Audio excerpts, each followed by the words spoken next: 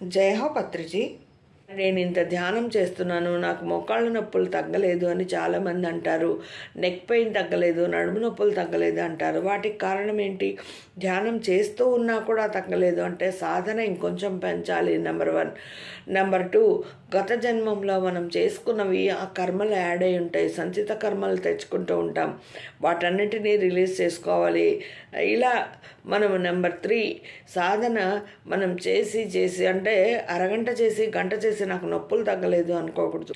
మనం ఆ కర్మ ప్రక్షాళన చేసుకోవాలి. కాబట్టి అవన్నీ చేయాలంటే ధ్యానం, స్వాధ్యాయనం, సజ్జన సాంగత్యం చేయాలండి.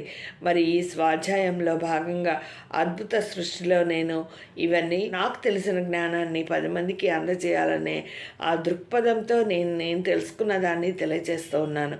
మరి ఆ 2వ సంకల్పంలో నాలో ఉన్న నేను తప్పు చేశానన్న భావన ఏదైతే ఉందో దాని తాలూకు సరి అయిన ఎనర్జీని లోపలికి తీసుకొని సరికాని ఎనర్జీస్ని బయటికి తరిమేస్తూ ఉండాలి.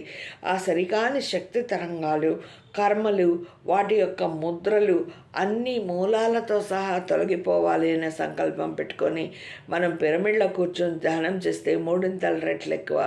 ఇంట్లో కూర్చొని ధ్యానం చేస్తే సామూహికంగా చేద్దాం. సామూహికంగా చేస్తే కూడా ఎన్నో రెట్లు మనకు ఫలితాన్ని కలిగిస్తాయి. సంకల్పం 3, నేను మమాత్మ సర్వభూతాత్మ స్థితిని అంగీకరిస్తున్నాను. ఉన్నదంతా ఒకటే అని నమ్ముతున్నాను. నేను, నా కుటుంబం, నా సమాజం, నా దేశం, నా ప్రపంచం అంతా ఆనందంతో, కాంతితో, ప్రేమగా నిండిపోవాలి. ఇంతవరకు మనము 2వ చక్రం స్వాధిష్టానం గురించి తెలుసుకున్నాం. తర్వాత 3వ చక్రం మణిపూరక చక్రం రేపు చెప్పుకుందామండి. Thank you. జై హో పత్రిజీ.